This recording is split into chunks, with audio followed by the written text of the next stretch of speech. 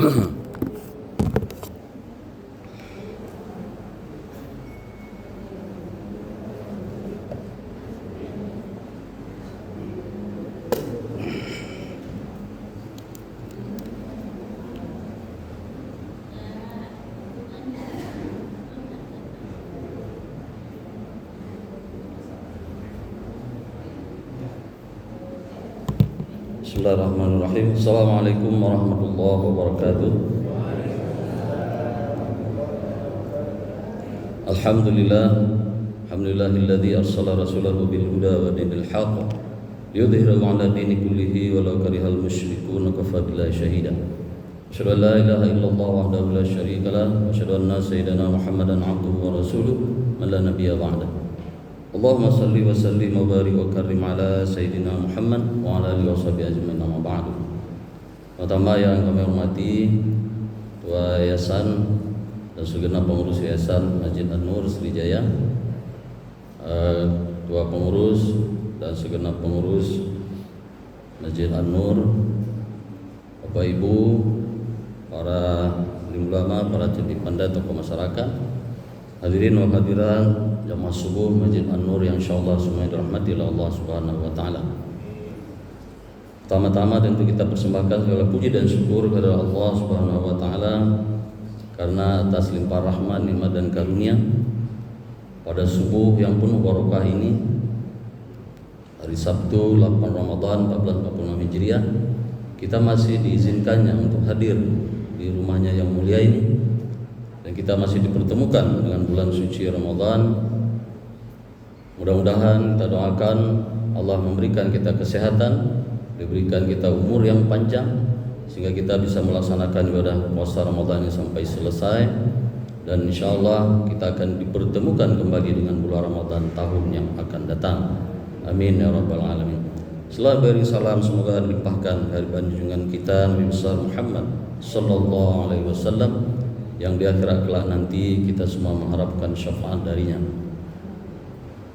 Masyarakat hadirin jamaah subuh yang dirahmati Allah, ini adalah pertemuan kita yang ketiga ya Pak Ketua. Ketiga. Alhamdulillah telah pertemukan kembali kita dalam keadaan sehat walafiat. Karena ini menyangkut dengan bulan suci Ramadan, maka izinkan materi kita tidak melulu atau tidak murni mengenai ilmu tauhid. Untuk mukaddimah tausiah atau majelis taklim kita hari ini, saya akan sampaikan sekilas tentang fadilah daripada bulan suci Ramadan yang mulia ini. Dalam satu hadis yang panjang diriwayatkan oleh Imam Bukhari, Rasulullah menyampaikan bahwa telah datang kepada kalian suatu bulan, yaitu bulan suci Ramadan, bulan yang di dalamnya diampuni semua dosa-dosa kalian, dibukakan pintu surga dan telah ditutup pintu-pintu neraka, kemudian telah diikat atau dibelenggu syaitan-syaitan. Maka barang siapa yang memperoleh bulan itu dan dia memperoleh ampunan dari Allah, maka sungguh itu adalah keberkahan dan kemuliaan yang besar baginya. Dan barang siapa yang tidak memperoleh apa-apa, artinya bulan Ramadan dibiarkan begitu saja, maka sungguh dia tidak akan memperoleh itu lagi selama-lamanya. Maknanya Bapak Ibu sekalian, kita bersyukur bahwa diberikan kesempatan oleh Allah dipertemukan dengan bulan suci Ramadan, sebagaimana doa yang sering kita panjatkan mulai bulan Rajab. Allahumma barik lana fi Rajab wa Sya'ban wa ballighna Ramadan. Ya Allah, berkahi kami dalam bulan Rajab, berkahi kami dalam bulan Sya'ban, dan pertemukan kami dengan bulan Ramadan. Dalam hadis yang lain Rasulullah menyebutkan bahwa seandainya umatku tahu betapa fadilah atau kedahsyatan bulan Ramadan, maka sungguh dia akan bercita-cita memohon kepada Allah kalau baca setahun penuh itu jadi ke bulan Ramadan baik. Itu kira-kira. Dan di dalam bulan Ramadan Allah hadirkan suatu malam kemuliaan, yaitu malam Lailatul Qadar, yang pahalanya atau kebaikannya kata Allah lebih baik dari 1000 bulan. Khairum min alfi syahrin. Ayat di surah Al-Qadar sering kita dengar, sering dibacakan oleh para imam. Lebih dari 1000 bulan. 1000 bulan ini kalau kita konversi kurang lebih 83 tahun 4 bulan. Umur kita lagi belum sampai sama itu. Ya. Jadi inilah salah satu rahasia dulu waktu Rasulullah menerima perintah sholat pertama dari 50 waktu, terus atas saran Nabi Musa minta nego, minta nganyang dengan Allah, turun sampai 5 kali, tetapi diganti oleh Allah ya seperti malam Lailatul Qadar ini. Maka barang siapa yang memperoleh itu adalah suatu keberkahan dan kebaikan baginya.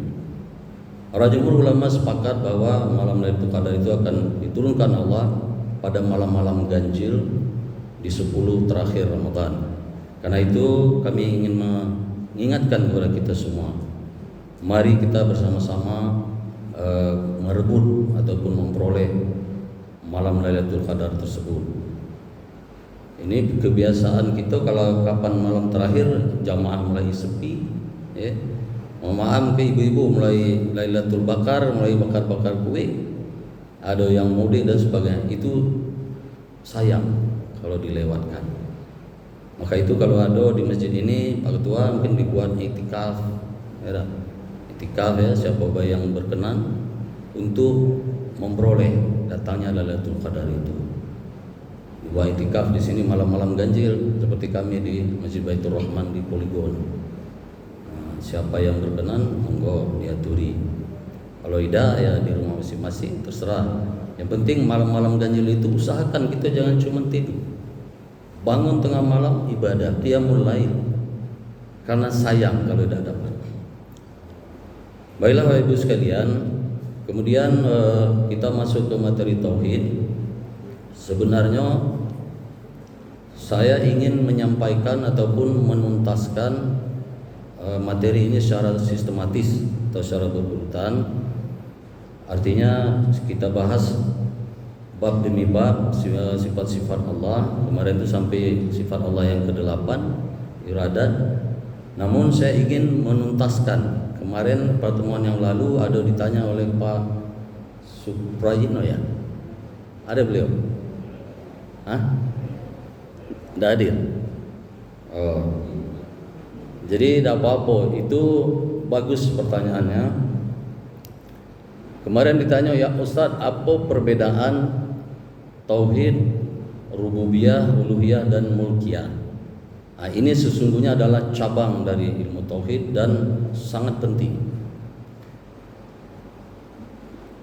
Kita ketahui bahwa ilmu tauhid prinsipnya adalah ilmu untuk mengenal Allah, agar kita lebih menambah akidah kita, menambah keimanan kita kepada Allah. Karena sebagai orang yang beriman, kita tentu meyakini bahwa apapun yang ada di dunia ini adalah ciptaan Allah. Jadi kita kupas siko-siko. Tauhid rububiyah adalah suatu keyakinan bahwa Allah adalah satu-satunya zat sebagai pencipta, penguasa dan pemberi rezeki kepada seluruh makhluk. Ini dulu kita garis bawahi. Saya ulangi, tauhid rububiyah adalah suatu keyakinan. Ya, kita itu yakin bahwa Allah lah sikok-sikoknya sebagai pencipta. Tidak kata yang lain yang patut menciptakan bumi beserta isinya. Itu dulu yang harus kita yakini, kita imani. Ya. Dalilnya banyak, antara lain dalam surah Al-Mulk ayat 1, surat Tabarak. Tabarakalladzi biyadihil mulk wa huwa ala kulli syai'in qadir. Maha suci Allah yang baginya segala kerajaan. Dia maha berkuasa atas segala sesuatu. Jadi seluruh alam ini sesungguhnya adalah milik Allah, dan Allah yang menciptakan itu. Di surah Fatir, surah artinya pencipta, itu banyak Allah jelaskan. Di surah As-Sajdah juga begitu. Jadi ini yang dimaksud dengan tauhid rububiyah. Kita meyakini bahwa Allah lah yang satu-satunya pencipta. Kemudian dia penguasa. Allah berkehendak nak gawe apa baik. Wa yarzuqhu liman yasha wa yu'azzibu man yasha. Dia berkehendak memberi rezeki kepada seseorang, dia juga berkehendak mencabut rezeki itu. Kita sering juga mendengar zikir kalau pagi ya, habis subuh. Qulillahumma malikal mulki tu'til mulka man tasha wa tanzi'ul mulka mimman tasha wa tu'izzu man tasha wa tuzillu man tasha biyadikal khair innaka ala kulli syai'in qadir. Katakanlah bahwa Allah pemilik segala kerajaan. Allah berkehendak memberikan kerajaan kepada orang yang dikehendakinya, dan Dia berkehendak mencabutnya. Allah berkehendak memberikan kemuliaan kepada seseorang, dan Dia berkehendak menghinakannya. Kita jenguk kadang ada peristiwa wong diberikan nikmat oleh Allah, ya, diberikan segala macam, tetapi karena dia lupa lagi dicabutnya tanpa peringatan, diambil oleh Allah. Makanya kita harus selalu menyadari Bapak Ibu sekalian bahwa apapun yang kita punyai itu adalah anugerah dari Allah. Itulah tauhid. Jangan pernah kita mengutamakan sifat anania. Si ana itu bahasa Arab tu saya. Jadi sifat egoisme, individualisme, sifat aku galau. Kalau bukan aku dah pacak itu. Nah, ini sudah mulai masuk ke syirik kecil, syirik khafi yang tidak kita sadari. Ibu sekalian, hati-hati. Kadang-kadang ada seseorang yang memperoleh kebaikan, memperoleh anugerah, lalu dia lupa dari mana datangnya anugerah itu. Sama seperti Qarun kan. Qarun itu dulu manusia paling miskin Bapak Ibu sekalian zaman Nabi Musa. Tetapi karena dia minta didoakan oleh Nabi Musa, lalu menjadi orang paling kaya di zaman itu. Namun waktu Nabi Musa mengutus untuk minta zakat, apa dia ngomong? Lemah baik Musa itu minta zakat. Aku bayang, aku dewek yang pacak katanya. Soalnya dia kalau megang batu jadi emas, dipegangnya kayu jadi emas atas izin Allah. Segala yang dipegangnya itu jadi emas. Tetapi apa yang terjadi Bapak Ibu sekalian? Karena dia ingkar tadi, dibenamkan oleh Allah bersama hartonya ke dalam bumi. Terbelah bumi itu. Maka sekarang zaman kita ini kalau ada orang nemu emas dalam tanah segala macam atau barang-barang berharga disebut harta karun. Itu sejarahnya dari situ, dari zaman Nabi Musa. Jadi pelajaran, iktibar kepada kita semua. Kemudian yang ketiga, bahwa Allah lah satu-satunya zat pemberi rezeki. Di surah Al-Ankabut Allah sebutkan, tidak ada satu binatang melata pun di bumi ini yang tidak kami jamin rezekinya dari Allah. Jadi kita tidak usah khawatir, sesungguhnya rezeki itu sudah ditentukan dan ditakar oleh Allah. Bahkan seekor burung Bapak Ibu sekalian yang metu dari sarangnya pagi hari, kata Nabi, balik dia sore hari, Allah sudah jamin rezekinya. Inilah inti daripada tauhid rububiyah. Kemudian tauhid uluhiyah. Apa itu tauhid uluhiyah? Maknanya adalah keyakinan bahwa Allah lah satu-satunya tempat kita menyembah, bahwa Allah lah satu-satunya tempat kita memohon pertolongan. Ini sering dalam suratul Fatihah kita baca, Iyyaka na'budu wa iyyaka nasta'in. Engkaulah ya Allah tempat kami menyembah, dan Engkaulah tempat kami memohon pertolongan. Makanya ini saya jelaskan sedikit Bapak Ibu sekalian, hati-hati kita kalau membaca Al-Fatihah. Waktu iyyaka na'budu wa iyyaka nasta'in, tasydidnya atau syaddunya itu harus kena, harus masuk. Karena kalau tidak beda makna. Perhatikan. Tadi saya bacakan iyyaka na'budu wa iyyaka nasta'in. Jadi mulut kita ini mohon maaf harus agak narik iya. Jangan mingkem baik iya, itu dah pas. Karena arti iya pakai syaddu, pakai tasydid kepada Allah tempat kita menyembah. Kalau iyyaka na'budu wa iyyaka nasta'in tanpa syaddu, artinya kepada kamu kepiting kami menyembah, dan kepadamu kepiting kami mohon pertolongan. Allah kejauhnya maknanya Bapak Ibu sekalian. Jadi ini kita perlu berhati-hati. Kalau selama ini kita masih lepas, masih teledor, kita perbaiki, kita koreksi. Saya di Baitur Rahman juga kalau di luar bulan puasa itu mengajarkan ilmu tajwid. Saya mengajarkan qiraat karena waktu mondok dulu di pesantren kami sering ikut MTQ, musabaqah tilawatil Quran. Jadi kalau kata almarhum Kiai Nawi Denci dulu, itu termasuk guru saya, huruf-huruf dalam Al-Quran itu ada RT-nya. Jadi huruf hijaiyah itu ya, dari alif sampai ya, itu ada tempat metunya. Jadi tidak basing-basing. Nah, walaupun kita mungkin sudah umur sudah tua, pacak kita latih. Kecuali memang dakati gigi segala macam itu Allah mengampuni. Ya, la yukallifullahu nafsan illa wus'aha. Allah tidak membebani. Tetapi kalau kita masih bisa berusaha membenarkan bacaan itu, alhamdulillah. Kemudian yang ketiga kita lanjutkan, tauhid mulkiyah. Mulkiyah ini adalah dari kata malik. Malik ini adalah kerajaan, raja, penguasa. Ini keyakinan bahwa Allah lah satu-satunya raja di raja, penguasa dari seluruh alam semesta. Malik yaumiddin. Kita baca Fatihah. Apa maknanya? Raja di hari kemudian. Kage di hari kiamat itu, hari hisab, hari perhitungan. Segala raja di dunia ini dah kata kekuasaan lagi. Ya, segala kepala negara, presiden, perdana menteri dah kata lagi. Hanya Allah yang maha berkuasa. Kita berdiri 50.000 tahun di hadapan Allah untuk dihisab, ditimbang amal kita,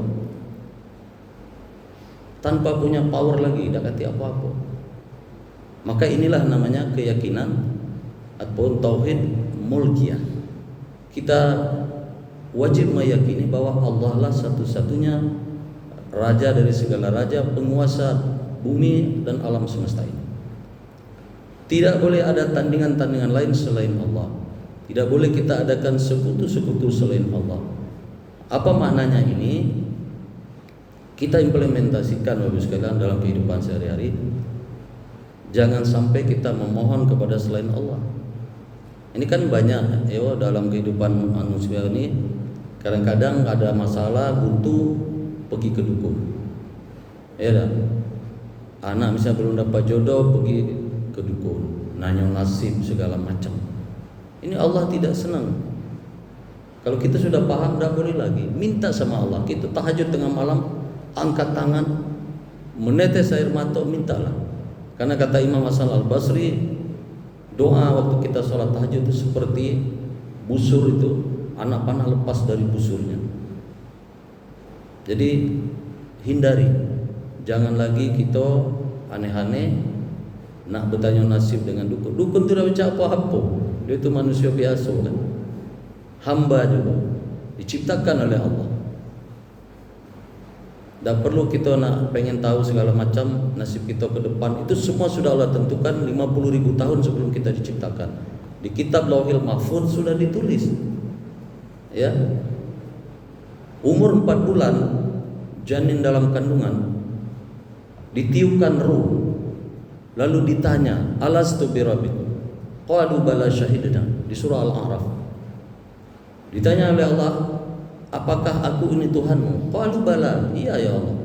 Maka kalau sudah kita nyatakan, kita meyakini bahwa Allah itu Tuhan kita, kita hendaklah menyembah Dia dengan sebenar-benarnya, dengan memurnikan ketaatan kepadanya. Di surah Al-Bayyinah kan sering kita dengar, wa ma umiru illa liya'budullah mukhlishina lahuddin. Dan kamu tidak disuruh untuk menyembah dan beribadah kepada Allah kecuali dengan tulus ikhlas dan memurnikan ketaatan kepadanya. Jadi itulah Bapak Ibu sekalian pendalaman daripada 3 macam tauhid itu ya, yang dulu waktu sesi yang bulan lalu itu waktunya sudah sempit, kita sudah mau bubar. Tapi bagus, dah apa-apa, mudah-mudahan memberi pencerahan kepada kita yang hadir pada pagi hari ini. InsyaAllah pada pertemuan-pertemuan yang akan datang kita akan kupas lebih mendetail lagi mengenai sifat-sifat yang wajib bagi Allah sampai selesai. Kemudian secara bertahap sifat-sifat yang wajib bagi Rasul atau bagi Nabi, dan juga sifat-sifat yang mustahil. Ini adalah akidah kita. Intinya Bapak Ibu sekalian, dengan kita belajar tauhid diharapkan menambah keimanan dan ketaatan kita kepada Allah. Bukankah di dalam Al-Quranul Karim Suratul Baqarah surah kedua, awal-awal dari ayat itu ya, Allah sudah tegaskan. Bismillahirrahmanirrahim. Alif Lam Mim. Zalikal kitab la raiba fi. Inilah kitab Al-Quran, tidak ada keraguan padanya. Allah sudah tahu manusia ini kan galak ragu. Apa yang disampaikan oleh para asatidz, para ulama, para ustadz, tidak nancep, masih ragu, ya apa tidak. Demikian juga dulu orang-orang Quraisy waktu Nabi mendakwahkan, awal-awal mereka itu ragu, disangkonya itu buatan Nabi, padahal firman Allah.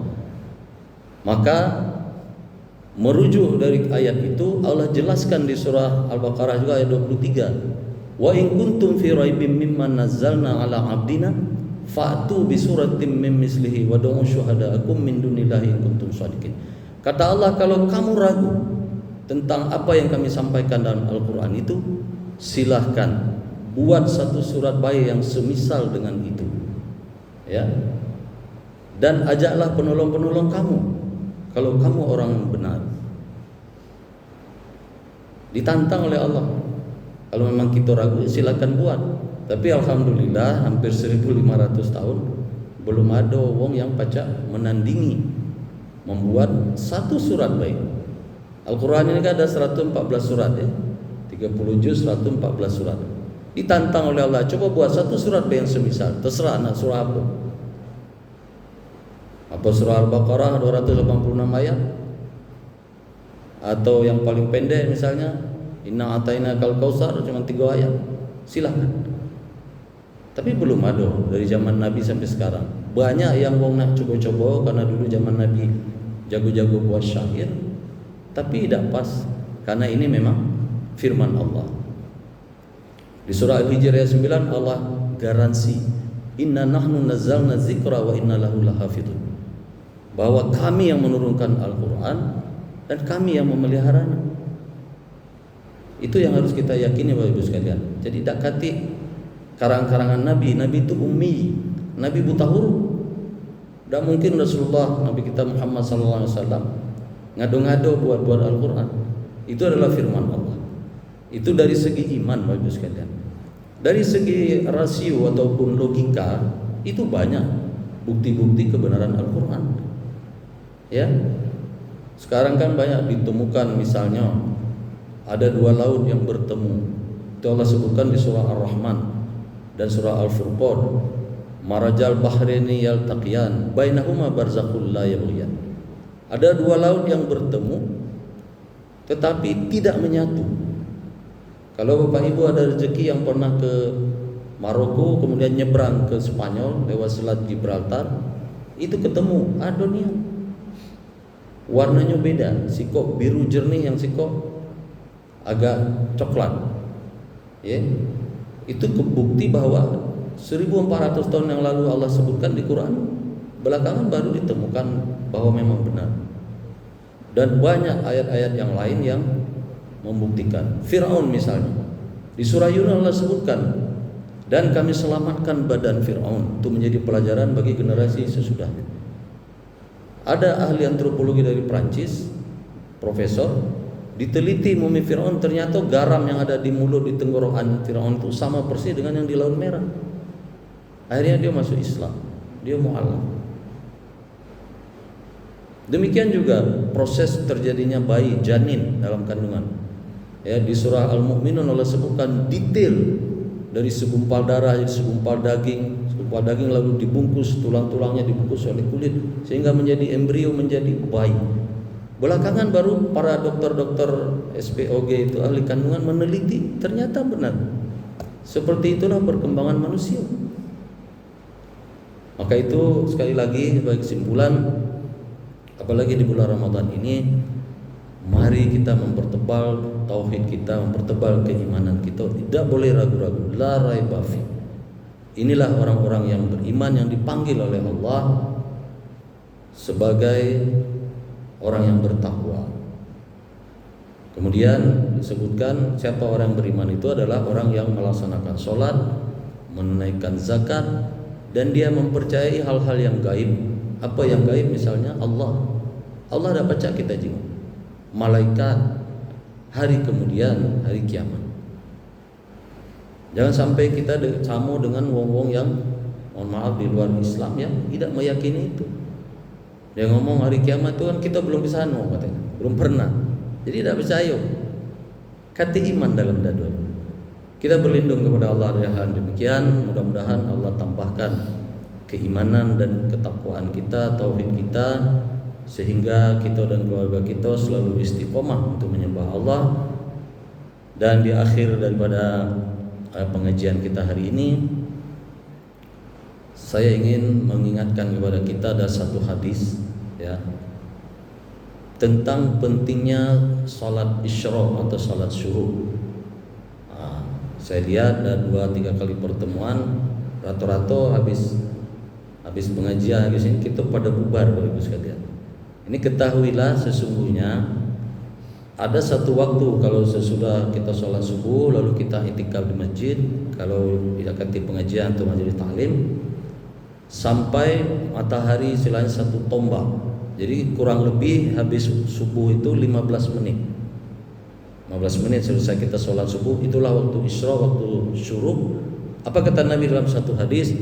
Barang siapa yang dia berwudu di rumahnya, lalu dia berangkat ke masjid untuk melaksanakan sholat berjamaah, kemudian dia sholat bersama imam, lalu selesai sholat dia berzikir, dia i'tikaf, dan kemudian dia sholat 2 rakaat, maka pahalanya sama dengan dia haji dan umroh. Tamam kata Nabi. Sempurna. Hadis riwayat Imam Tirmizi. Kalau kita belum tahu, belum paham hadis ini, saya ingatkan, saya sarankan, alangkah bagusnya apalagi di bulan Ramadan, bulan yang ibadah sunat dihitung wajib dan ibadah wajib dilipat gandakan oleh Allah pahalanya. Sayang Bapak Ibu sekalian, itu kami di Baitur Rahman sudah jadi tradisi Bapak Ibu sekalian. Begitu selesai walaupun ada pengajian, uang jamaah itu tidak bubar, sholat 5 menit paling selesai kan. Sayang kalau kita buru-buru nak gawe apa di rumah. Apalagi bulan puasa, paling-paling kita tidur. Ya dah. Kalau yang masih pegawai, masih belum pensiun, ya jam berapa pagi baru ke kantor. Jadi manfaatkan Bapak Ibu sekalian, manfaatkan waktunya. Mari kita stay bertahan sebentar dalam masjid. Solat isyraq namanya atau solat sunat syuruk. Niatnya biasa, sholli sunat syuruk raka'ataini lillahi ta'ala. Simple. Atau kalau tidak hafal bahasa Arab, sengaja aku sunat solat isyraq 2 rakaat menghadap kiblat karena Allah Ta'ala. Sudah. Itu baik. Ya. Bisa ini Bapak Ibu sekalian? InsyaAllah ya. Inilah barangkali oleh-oleh ataupun mau'idhah yang bisa kami berikan. Mudah-mudahan dengan itu menambah pundi-pundi pahala kita. Ya. Karena kita intinya dihadirkan oleh Allah di dunia ini cuma 2. Surah Az-Zariyat 56 sama Al-Mulk ayat 2. 56 wa ma khalaqtul jinna wal insan illa liya'budun. Tidak aku ciptakan jin dan manusia kata Allah kecuali untuk beribadah, untuk mengabdi kepadaku. Surah Al-Mulk alladzi khalaqal mauta wal hayata liyabluwakum ayyukum ahsanu amalan. Allah menjadikan hidup dan mati untuk diuji. Siapa yang terbaik amalnya, siapa yang paling bagus, paling banyak amalnya. Itu baik. Dan kata lain-lain tujuan Allah. Jadi mari kita berlomba-lomba, mumpung Allah berikan umur, Allah berikan sehat, kesempatan, perbanyak ibadah. Kemarin saya khutbah Jumat di Masjid Muslimin di Piparja. Itu saya sampaikan amalan-amalan sunnah di bulan Ramadan. Tapi ini lain topiknya, tidak usah kita bahas. Supaya menambah fadilah kita dalam bulan puasa. InsyaAllah di sesi berikutnya kaki. Saya kira inilah untuk hari ini ya. Kali kita tidak usah panjang-panjang atau banyak-banyak. Yang penting ada sesuatu yang menambah keimanan kita, menambah tauhid kita, dan menambah ibadah kita kepada Allah. Ya, saya kira itu. Mari kalau ada hal yang ingin dipertanyakan, tolong Pak Ketua, Pak Yan dipandu sebagai moderator. Kita adakan diskusi atau tanya jawab. Silakan Pak.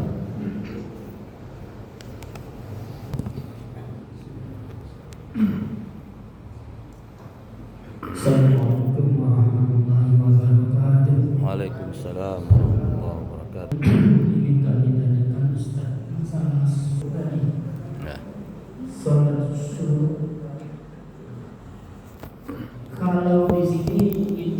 TV itu waktu sudah 6 7 di situ dengan